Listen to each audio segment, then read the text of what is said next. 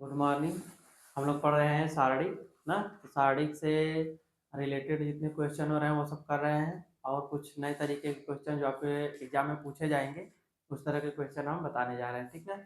इससे पहले हम जो इनवर्स निकालना बताए थे, अब इस तरह का क्वेश्चन दे देगा।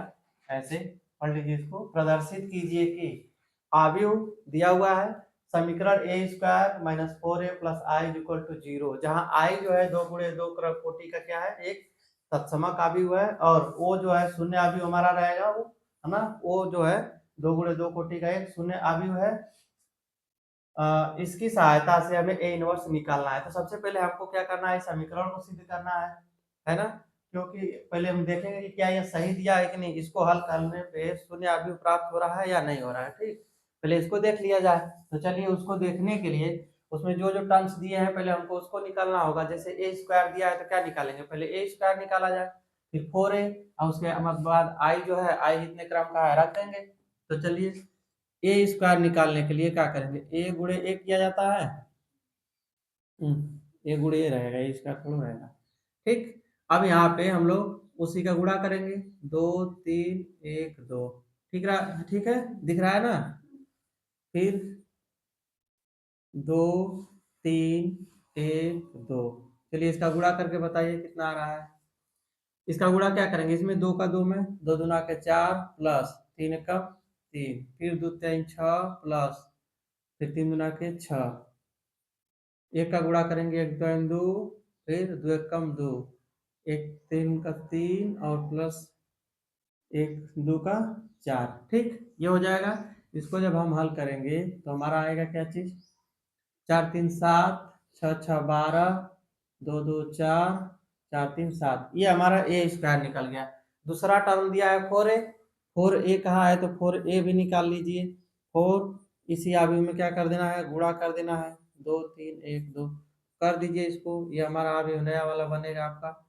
4 दूना के 8, 4 3 12, 4 एक कम 4, 4 दूना के 8। देखिए आव्यूह में हमने के का गुणा करके बताया था कि अगर कोई मतलब अचर से गुणा करते हैं तो उसके सभी अवयव में गुणा किया जाता है। इसके सभी अवयव में क्या हो गया, गुणा हो गया। अब आई है, अब हम लोग सीधा क्या करते हैं, समीकरण को हल कर दिया जाए। तो यहाँ पे लिख देंगे बायां पक्ष, ठीक, इतना पहले देख लिया जाए। बायां पक्ष क्या है, ए स्क्वायर है, ए स्क्वायर का मान हम लोग निकाल के रख चुके हैं, है 7 12 4 7, माइनस है 4a, 4a का मान है क्या चीज, 8 12, फिर क्या है 4, फिर 8, यही है।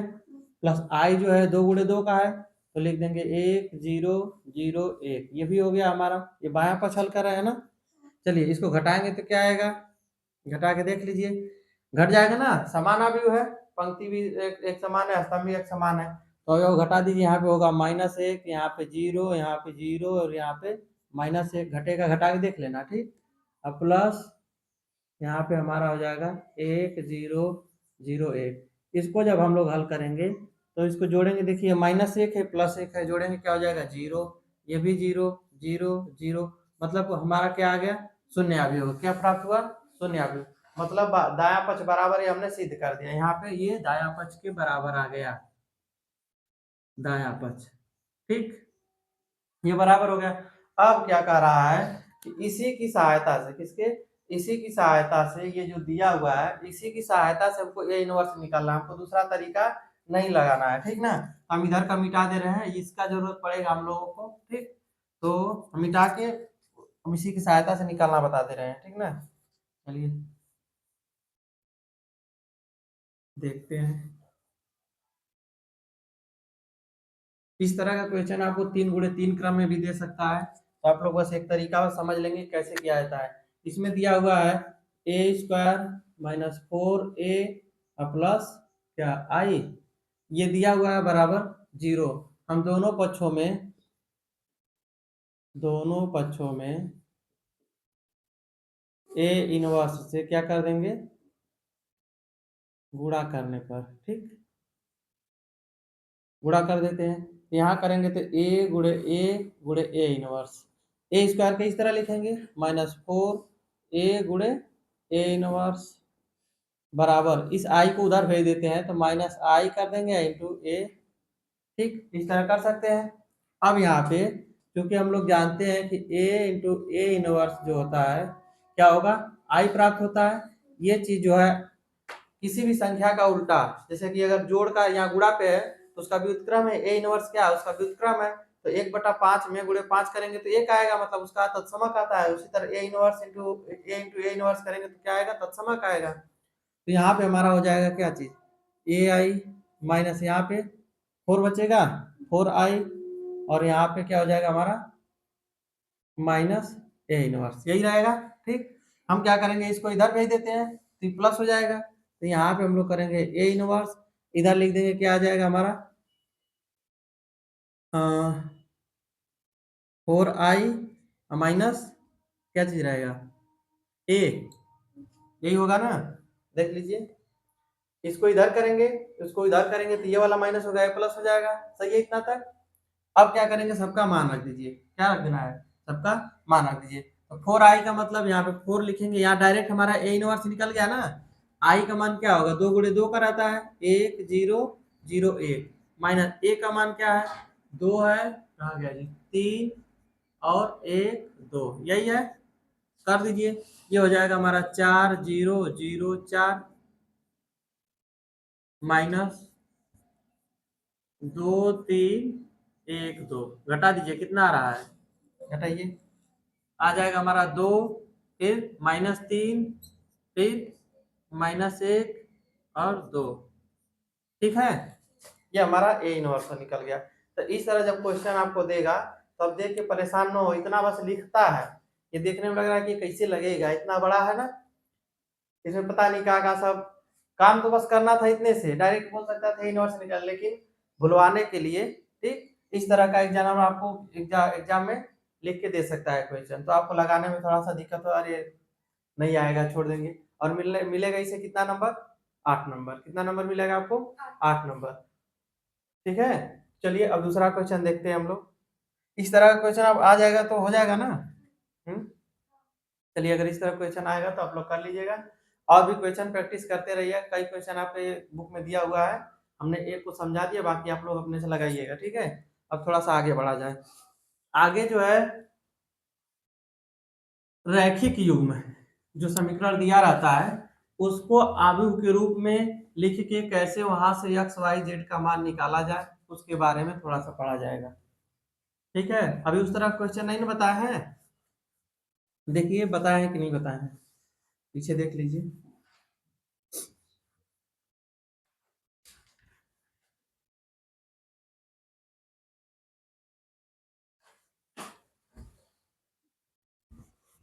अब जब हम लोग शारीरिक पढ़ रहे थे तो शारीरिक शुरुआत में ही हम बताए थे कि जब शारीरिक में युगपत समीकरणों को हल करने के लिए ही उसको बनाया गया था। इसलिए बनाया गया था, युगपत समीकरण को हल करने के लिए बनाया गया था,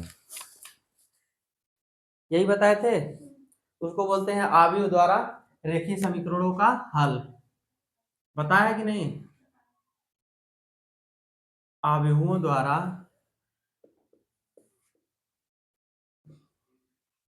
रैखिक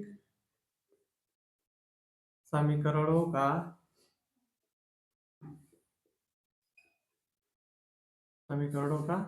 हल।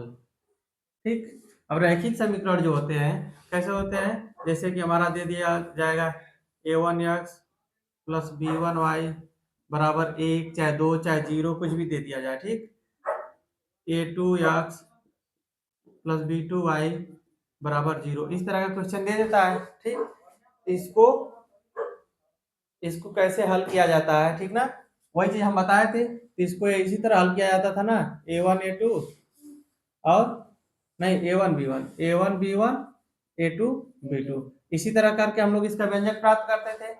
इसी तरह बताए थे ना शुरुआती में, जब एकदम एकदम स्टार्ट में जब सारणी बताए थे तब। तो उस तरह अगर क्वेश्चन दे देगा तो उसको कैसे हल किया जाएगा। ठीक है, तो इसको हल करने के लिए अब देखिए ये इस तरह का है, तो यहाँ पे हम लोग लिख देंगे आव्यूह के रूप में लिखना है। किस तरह का, हमको आव्यूह द्वारा हल करना है। तो यहाँ पे x और y बराबर यहाँ पे क्या 0 0। ठीक, अब देखेंगे इसको आप हल करें चाहे इसको, ये दोनों समीकरण एक ही है। क्या है, दोनों समीकरण एक ही है। विश्वास ना हो तो आप गुणा करके देख लीजिए। इसका गुणा करेंगे तो क्या होगा a1x प्लस b1 वाई, यही होगा। ठीक, आपको वापस रिटर्न करके दिखा रहे हैं कि वापस वही आ रहा है कि नहीं। फिर इसका करेंगे a2x प्लस b2y, ये हो जाएगा बराबर 0 0। अब इसको दो देखिए, अवयवों की समानता फार्मूला से हम लोग देखेंगे तो क्या आएगा, a1x प्लस b1y बराबर 0, a2x प्लस b2y बराबर 0। सेम टू सेम वापस आ गया रिटर्न। इसको जब इस तरह का समीकरण देगा तो इसको हम लोग बोलते हैं आव्यूह समीकरण। क्या बोलते हैं, आव्यूह समीकरण के रूप में लिखना। तो आव्यूह समीकरण के रूप में कैसे लिखा जाता है उसको देख लीजिए।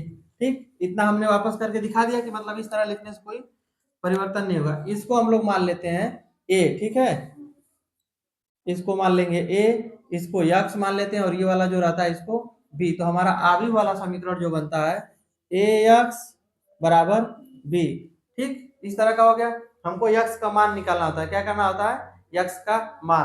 तो यक्स का मान निकालने के लिए हम दोनों तरफ ए इनवर्स का क्या कर देंगे, गुणा। क्या कर देंगे, गुणा। तो ए इनवर्स इंटू ए और यक्स बराबर ए इनवर्स बी हो जाएगा। तो ये वाला जो है A inverse into A inverse क्या होगा, क्योंकि A inverse into A equal to I, ठीक ना, A inverse into A inverse equal to I. तो यहाँ पे हो जाएगा I X is equal to A inverse into B. तो यहाँ पे आई का गुणा, आई का मतलब तत्समक है, उसका गुणा करेंगे एक्स में तो एक्स ही रहेगा। एक्स बराबर हो जाएगा हमारा ए इनवर्स बी। ये हमारा फार्मूला होगा जिससे हम लोग क्या करेंगे, हमेशा आव्यूह का मान निकालेंगे। ठीक ना, इस तरह से निकल जाएगा। अब इसमें हमको क्या करना होगा, यक्स का मतलब यक्स वाई जेड हो सकता है, जेड के बाद और भी कोई W U V W X Y कुछ भी हो, आपको निकालने के लिए यही विधि अपनाना होगा अगर इस तरह का समीकरण देगा तब। ठीक, एक क्वेश्चन लगा के हम लोग अब देख ले रहे हैं। इसमें क्या चीज करना होगा, ए इनवर्स है, हमको ए इनवर्स निकालना बता दिए हैं। ठीक, यहाँ पे ए इनवर्स है, ए इनवर्स निकालना बता दिए हैं तो सबसे पहले हमको ए इनवर्स निकालना होगा। हाँ, एक चीज और, अगर इस तरह का क्वेश्चन दिया रहता है, ठीक, तो हम लोग साधारण विधि से भी लगा देते हैं, है ना। लेकिन यहाँ पे आपके क्वेश्चन में दे देगा नहीं, इसको किस विधि से लगाना है, आव्यूह विधि से। किस विधि से, आव्यूह विधि से लगाइए तो आपको लगाना ही पड़ेगा, आपकी मजबूरी बन जाएगी कि हमको इसी तरह हल करना है। अन्यथा अगर नहीं कहता है तो आप उस तरह भी लगा सकते हैं। बात समझ में आई। चलिए इसको मिटा के एक क्वेश्चन लगा दें इसके दर पे। चलिए इसी तरह सेम तरीका इसको आप लोग लिख लीजिएगा, ये यही क्वेश्चन है, मतलब ये आपका सूत्र है डायरेक्ट लिखने का। बार बार आप लोग इतना प्रोसेस मत कीजिएगा, ठीक है। चलिए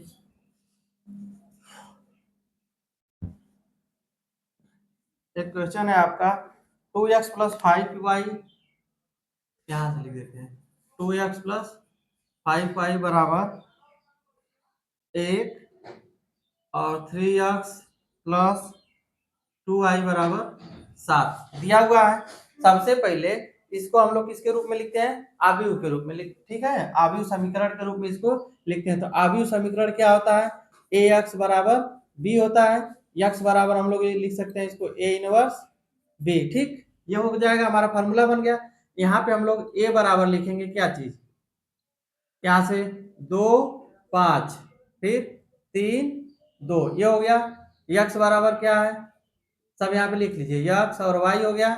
और बी बराबर क्या है, 1 7, हमने सब कुछ लिख लिया। अब हमको क्या निकालना है, ए इनवर्स, तभी ना हमारा काम होगा। अब ए इनवर्स निकालने के लिए हमको क्या निकालना होता है, सहगुणनखंड निकालना होता है, फिर उसका सहखंडज आव्यूह निकालना होता है, फिर एडजॉइंट ऑफ ए निकालते हैं। ठीक, उसके बाद तब जाके हमारा ए इनवर्स निकलता है, फिर उसी को यहाँ पे रख देंगे तो हो जाएगा। हम यहाँ से शुरू कर रहे हैं, तो हम यहाँ पे इसका सहखंडज निकालेंगे, ए का सहगुणनखंड क्या निकालेंगे, सहगुणनखंड। अब इससे जो नया अवयव प्राप्त होगा वो भी लिखा जाएगा। तो पहले a11 निकालते हैं, तो a11 निकालेंगे तो क्या होगा, -1 पे घात 1 + 1 होगा। और बचेगा क्या हमारा, ये वाला लेंगे तो ये छूटेगा, ये 2 बचेगा, है ना। तो कितना है हमारा, ये 2। बात समझ में आई, डायरेक्ट भी लिख सकते हैं। इसी तरह a12 करेंगे, a12 करते हैं तो माइनस हो जाता है, तो माइनस होगा तो क्या, ये वाला लेंगे, ये छूटेगा, ये छूटेगा, कितना हो गया 3 हो जाएगा हमारा -3। फिर a13 है, अरे a13 नहीं है, 2 2 गुणे 2 का है ना, तो 21 हो जाएगा। 21 देखिए, ये लेंगे तो ये छूटेगा, ये छूटेगा, कितना आएगा -5। a22 कितना आएगा, 2 आएगा। ये हमने ले लिया। अब लिखेंगे सगुणनखंड से प्राप्त अवयव। क्या लिखेंगे? सगुणनखंड से प्राप्त अवयव। यहाँ पे लिखेंगे, ये स्टेप बाय स्टेप करते चल रहे हैं। सगुणनखंड से प्राप्त अवयव। ठीक, अवयव जो होगा उसको मान लीजिए सी लिख दिए। क्या लिख दिए? अवयव सी है। ठीक, सी लिख दिए तो सी बराबर यहाँ पे लिख देंगे, क्या है जी? 2, फिर कितना है? -3, फिर -5, फिर 2। ये हो गया। अब हम क्या निकालेंगे इसके लिए? जब हम ए इनवर्स निकालते हैं, ए इनवर्स में हमको एडजॉइंट ऑफ ए की जरूरत पड़ती है। तो एडजॉइंट ऑफ ए जो होता है सखंडज का परिवर्त होता है। क्या होता है? सखंडज का परिवर्त। तो चलिए निकालते हैं। यहाँ पे लिखेंगे adjoint of A equal to C का परिवर्त, या सी डैश लिखिए है इस तरह। तो इसको परिवर्त लिख दीजिए। कितना होगा? 2 - 3। हाँ, वो निकाल लेंगे, अभी देखते हैं, जो जो जरूरत पड़ेगा निकालते चलेंगे। ठीक, तो क्या आएगा इसका? 2, फिर -3, फिर -5, फिर 2। ये हो गया। और जब हम लोग ये इनवर्स निकालते हैं तो इस फार्मूले में हमको 1 बटा के determinant of A into adjoint of A आता है। तो हमको इसकी भी जरूरत पड़ती है, तो डिटर्मिनेंट ऑफ ए भी निकाल लीजिए। तो डिटर्मिनेंट ऑफ ए का मतलब इसी का मान होता है, तो इसका निकालेंगे। 2, 5, 3, 2 निकाल लीजिए। 2 दूना के 4, -3 5 15, कितना आएगा? -11। ये भी निकल गया। अब लोग हम लोग करेंगे क्या चीज? ए इनवर्स बराबर क्या निकालेंगे? A inverse. ए इनवर्स बराबर होगा -1 बटा के 11, और यहाँ पे हमारा एडजॉइंट ऑफ ए कितना है? 2, -5, -3, 2 हो गया। अब हम लोग यक्स का मान निकालेंगे। इतना रहने देते हैं, अभी इसका भाग नहीं देंगे, इसमें भाग बाद में देते हैं। ठीक, पहले कर लें आगे। यहाँ पे हमारा जो समीकरण बना था इसके अनुसार इसमें मान रखेंगे। तो यक्स बराबर क्या हो जाएगा? ए इनवर्स का मान -1 बटा के 11, 2 -5 -3 2। ठीक, बी का मान क्या है? 1 और 7। ठीक, 1 और 7। अब इसको हल करिए। -1 बटा के 11, अब गुणा कर लीजिए। 2 का गुणा 2 कम 2, और 5 7 35 हो जाएगा। माइनस, फिर -3 आई प्लस कितना आ जाएगा? 7 गुना के 14, कितना आएगा हमारा यहाँ पे? -1 बटा के 11, इसमें कितना आया? -33, और यहाँ पे माइनस नहीं, यहाँ पे प्लस रहेगा। कितना? 11। ठीक, ये इधर है यक्स बराबर, यक्स का भी इधर मान रख दीजिए। क्या है? यक्स और वाई बराबर 11, 1 बटा 11 के अंदर गुणा कर देंगे। तो यहाँ पे करेंगे तो क्या हो जाएगा हमारा? 3, यहाँ पे 3, और यहाँ पे -1, यही होगा। अब हम लोग देखेंगे अवयवों के समानता के नियम से, अवयवों के समानता के नियम से। तो दोनों पक्षों में यक्स बराबर कितना होगा? 3, और y बराबर -1। इतना बात किसको नहीं समझ में आया? हो जाएगा। इस तरह का क्वेश्चन, ये भी आपको कम से कम 5 नंबर से कम नहीं पूछेगा। ये 5 नंबर का क्वेश्चन है, इसको अच्छे से देख लीजिए। नहीं समझ में आया, अगर देखिए कभी भी इस तरह का अवयव देगा, मतलब समीकरण दिया रहेगा, उसको बोल दिया कि नहीं अवयव द्वारा हल कीजिए, तो हमको इतना प्रोसेस करना होगा। बात समझ में आई?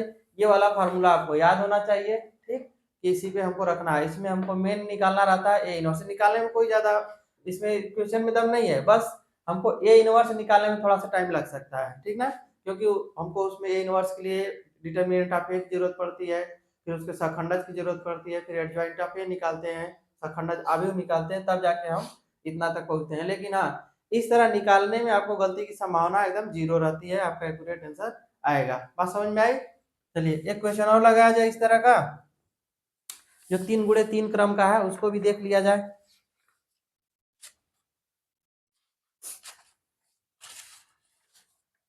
कहाँ गया 3 × 3 का क्रम का जी? नहीं है।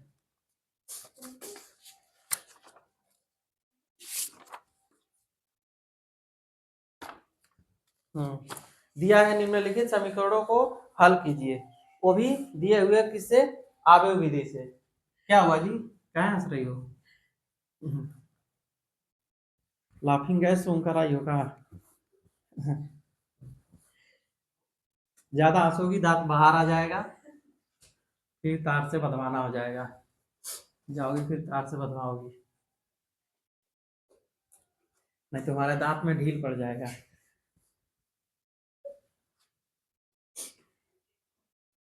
ठीक ना, कम हंसो। चलिए अगला क्वेश्चन है आपका, x plus y plus z, x plus y plus z बराबर 6। दूसरा दिया हुआ है x minus y plus z बराबर 2। तीसरा दिया हुआ है 2x plus Y minus Z बराबर 1। इतना दिया हुआ है, ये आपका क्वेश्चन दिया हुआ है। ठीक, एक सांप की तरह बन जा रहा है, स्नेक की तरह ना। ये हो गया क्वेश्चन हमको दिया हुआ है, 3 × 3 का है। कितने का है? 3 × 3। अब इसको हल करने में मान लीजिए दो दो क्रम का था, 2 × 2 का, यक्स और वाई। तो हम लोग तो साधारण विधि द्वारा बीजी व्यंजकों के जो समीकरण हल करते हैं उस तरह तो कर लेते, लेकिन अब तीसरा वाला आ गया, इसको करने में जितना हम लोग अभी निकालने में टाइम लगाएंगे उससे ज्यादा हो सकता है लग जाए इसको हल करने में। तब इसको भी किस विधि से लगाया जाएगा? अभी विधि से। अब क्वेश्चन में दिया है, और ये क्वेश्चन आपको हर साल, कोई भी साल ऐसा नहीं जाता है जिसमें इस तरह का क्वेश्चन ना पूछे, वो भी 8 नंबर में। ठीक, हमेशा पूछता है, तो इसको भी देख लिया जाए। ठीक, तो चलिए इसको निकालने के लिए सबसे पहले क्या करेंगे, इसको आव्यूह समीकरण लिखेंगे। क्या लिखेंगे? आव्यूहों के आव्यूह समीकरण लिख लेते हैं। क्या लिख लेते हैं? आव्यूह समीकरण के रूप में, आव्यूह समीकरण के रूप में। आव्यूह समीकरण का रूप क्या होता है? यक्स बराबर डायरेक्ट लिख दे रहे हैं ए इनवर्स बी। ठीक, अब यहाँ पे हम लोग लिख लेते हैं, यहीं पे बना दे रहे हैं। ए बराबर क्या बनेगा हमारा, देख लीजिए। ए बराबर क्या आ रहा है? ए हो गया जी, अगला कहाँ गया? ए बराबर 1, वाई बराबर 1, जेड बराबर भी 1, एक्स बराबर 1। मतलब यहाँ पे इसका गुणांक लिखा जाता है। क्या लिखा जाता है? सबका गुणांक लिखा जाता है। यहाँ पे लिखेंगे हम लोग -1, जेड के यहाँ भी 1, यहाँ पे 2, यहाँ पे 1, यहाँ पे -1। एक बात ध्यान दीजिएगा, जब भी हम लोग लिखते हैं इसमें का एक्स वाई जेड का क्या रहता है? गुणांक लिखते हैं। क्या लिखते हैं? गुणांक लिखते हैं। इस बात को ध्यान दीजिएगा, ठीक ना। चलिए, और बी बराबर अब एक्स बराबर लिख लीजिए। एक्स बराबर क्या है? एक्स रहेगा, वाई रहेगा और जेड रहेगा। और बी बराबर क्या रहेगा? अचर पद रहता है, जो इधर रहता है ना बराबर वाला, उसको अचर बोलते हैं। ये हो जाएगा 6, 2, 1। ठीक, ये हमने लिख लिया। अब हम लोग क्या करेंगे, हमको किस चीज की जरूरत पड़ेगी? ए इनवर्स की। ठीक, ए इनवर्स निकालने के लिए सबसे पहले हमको डिटर्मिनेंट ए की जरूरत पड़ेगी। तो हम लोग, जगह कम है इसलिए पहले डिटर्मिनेंट ए निकाल के कहीं एक जगह रख लिया जाएगा। डिटर्मिनेंट ए निकालने का मतलब क्यों निकाला जाता है? क्योंकि हम लोग 1/के डिटर्मिनेंट ए करते हैं और एडजॉइंट ऑफ ए लिखते हैं। अगर इसका मान 0 आ जाए, तो 0 आता है तो क्या होता है? अव्युत्क्रमणी की व्युत्क्रमणी, मतलब नॉन सिंगुलर की सिंगुलर? सिंगुलर होता है। 0 रहता है तो नॉन सिंगुलर होता है, देख लीजिएगा। ठीक, तो ये हो जाएगा आपका, अगर 0 आ गया तो अव्युत्क्रमणी होगा। क्या होगा? अव्युत्क्रमणी। तो अव्युत्क्रमणी रहेगा तो 0 रहेगा, तो 0 का भागा तो देंगे नहीं। आज तक तो हम लोग पढ़े नहीं कि 0 का भागा किसी में दे लें। ठीक, पढ़ी हो? 0 का भागा नहीं पढ़े हैं। ठीक, तो उसका मान नहीं निकल पाएगा, तब हम लोग कहेंगे ए इनवर्स नहीं निकलेगा, संभव ही नहीं है। अब अगर ए का मान 0 नहीं है, कुछ मान आ गया, तब हम लोग निकाल लेंगे। इसलिए डिटर्मिनेंट ए निकाला जाता है। बात समझ में आई? ये चीज हम पहले भी बता दिए थे, आज एक बार और बता दिए। ठीक ना, तो चलिए डिटर्मिनेंट ऑफ ए निकालिए, देखिए कि क्या निकाल इसका संभव है निकालने के लिए। तो डिटर्मिनेंट ऑफ ए करेंगे तो कर दीजिए इसका। पहले इस तरह लिखा जाता है ना, 1, 1, 1, 1 -1, 1, 2, 1 -1। चलिए इसको ऐसे ही हल कर दिया जाए कि इसको कम करके घटा जोड़ के लगाया जाए। डायरेक्ट कर दे रहे हैं, माना निकालना है खाली। तो 1 का गुणा इसमें करेंगे 1 -1। ठीक, -1 लेंगे, ये छूटेगा, ये छूटेगा, -1 -2 +1, ये वाला छोड़ेंगे, 1 एकम 1 +2, कितना आएगा? 6 आएगा। करके देखिए इसका मान क्या आ रहा है? 6। हम डिटर्मिनेंट ऑफ ए यहाँ पे लिख के रख दे रहे हैं कि हमारा क्या आया? 0, जो कि 0 नहीं है, मतलब 6 आया जो कि 0 नहीं है। तो 0 नहीं है मतलब इसका ए इनवर्स निकालना संभव है ना। तब हम लोग ए इनवर्स इसका निकाल लेंगे। चलिए अभी इनवर्स निकालने की तैयारी किया जाए। ए इनवर्स निकालने के लिए एक काम तो हो गया। अब क्या किया जाता है? सहखंडज निकाला जाता है। तो चलिए सहखंडज यहाँ से निकालना शुरू करिए। a1 करेंगे तो a1 में ये वाला छूटेगा, ये छूटेगा, कितना होगा हमारा? -1 +1 -1 = 0। ये हो गया। A12 माइनस होता है, तो माइनस होता है, ये छूटेगा, -1 और -2 आ जाएगा हमारा 3। ठीक, A13 यहाँ पे देख लीजिए, A13 कितना आएगा, ये वाला छूटेगा, ये वाला, एक एक कम 1 प्लस 2 कितना आया 3। ठीक, ये भी हो गया। हम निकालेंगे A21 माइनस होता है, A21 ये वाला लेंगे, ये वाला छोड़ेंगे। ठीक, तो एक एक कम क्या होगा, -1 और -1, देखते रहिएगा, 2 आएगा। ठीक, फिर उसके बाद A22 प्लस होता है, तो A22 प्लस होता है, तो ये वाला लेंगे बीच वाला A22, तो ये छूटेगा, ये छूटेगा, -1 -2 कितना आएगा, -3। A23 क्या होगा, माइनस आएगा, इसको लेंगे तो ये छोड़ेंगे, एक एक कम 1 -2 कितना आएगा, ये 1 आएगा, कितना आएगा 1। ठीक ना, सही निकला है। चलिए आगे देख लेते हैं। A31 प्लस होता है, ये लेंगे तो ये छोड़ेंगे, एक एक कम 1 और +1 कितना आएगा 2। A32 निकालेंगे तो माइनस होता है, A32 3 2 5 हो जाएगा, माइनस विषम हो जाएगा। अब ये देखिए पीछे क्लास में आप लोग जाके देख लीजिएगा पीछे में कि यहाँ पे माइनस क्यों हो रहा है, प्लस क्यों हो रहा है, सारा चीज हमने बताया रखा है। ठीक, तो आप पिछले वीडियो में जाके देख सकते हैं। या A32 क्या होगा, ये वाला लेंगे तो ये छोड़ेंगे, एक एक कम 1 और माइनस एक एक कम 1 कितना आ जाएगा 0। A33 तीसरी पंक्ति तीसरा कॉलम, ये हो जाएगा प्लस रहेगा। ठीक, तो प्लस होगा तो ये वाला लेंगे, ये वाला -1 फिर -1 कितना आएगा -2 हो गया। हमने पूरा लिख लिया। अब क्या करेंगे, इसके लिए एक आव्यूह लिखेंगे। ये सहगुणनखंड निकाले हैं यहाँ पे ना, इसको लिख लीजिए, सहगुणनखंड क्या निकाले हैं, सहगुणनखंड किसका, ए का। अब सहगुणनखंड से प्राप्त आव्यूह सी लिखेंगे, सहगुणनखंड से प्राप्त आव्यूह क्या लिखेंगे, सी लिखेंगे। ठीक, दिख रहा है ना। चलिए तो यहाँ पे कितना आया 0, फिर 3, फिर 3, फिर क्या आया है 2, 2, फिर -3, फिर 1 है, फिर नीचे 2, 0, -1, ये हमारा निकल गया, -2 है, हाँ -2 है। ठीक, इतना हो गया, हमने सब कुछ निकाल लिया। अब क्या करेंगे, अब हमको जरूरत पड़ती है एडजॉइंट ऑफ ए की, किसकी, एडजॉइंट ऑफ ए की। तो एडजॉइंट ऑफ ए निकाल लेंगे, तो एडजॉइंट ऑफ ए के लिए इसी का क्या करते हैं, ट्रांसपोज कर देते हैं, इसी का ट्रांसपोज निकालते हैं। तो ट्रांसपोज लिख देते हैं हम लोग, क्या होगा 0 3 3। ठीक, फिर 2 -3, फिर 1 ना, फिर 2 0 -2 हो गया। अब हम लोग क्या करेंगे, वो भी ए भी निकल गया, डिटरमिनेंट ए भी निकल गया, एडजॉइंट ऑफ ए इनवर्स निकाल दे हम यहाँ से। तो यहाँ से हम लोग अब ए इनवर्स निकालने के लिए तैयार हैं। तो 1 बटा के determinant of A adjoint of A, चलिए रख दीजिए, 1 बटा कितना होगा 6, एडजॉइंट ऑफ ए के लिए मान रख दीजिए 0 2 2। ठीक, 3 -3 0 3 1 -2 हो गया। अब हम लोग समीकरण में मान रखेंगे, x बराबर ए इनवर्स है, ए इनवर्स के लिए हम लोग 1 बटा के 6 रखेंगे, 0 2 2 3 -3 0 3 1 -2, और जो अचर पद b है, कितना है b, 6 2 1। ठीक ना, यही है।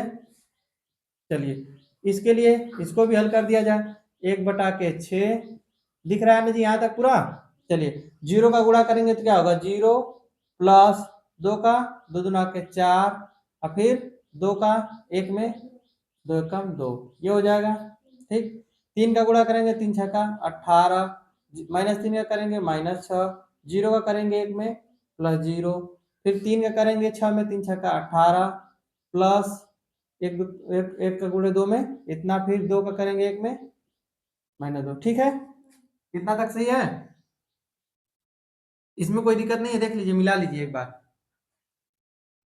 ठीक है, चलिए तो x बराबर यहाँ कितना हो जाएगा 6, यहाँ पे 12 होगा ना 12, और यहाँ पे 18 हो गया।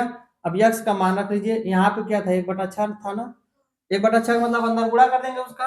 तो चलिए यहाँ पे अब हम लोग लिख लेते हैं यक्स वाई जेड बराबर, यक्स का मान भी इधर रख लिए, यहाँ पे 6 का जब इसमें गुणा कर देंगे तो यहाँ पे आएगा 1, यहाँ पे 2, यहाँ पे 3। अब हम लोग अवयवों की समानता के नियम से ना दोनों तरफ क्या कर देंगे, बराबर कर देंगे। तो लिखेंगे यक्स बराबर क्या है 1, वाई बराबर 2 और जेड बराबर 3। इतना बात सबको समझ में आया?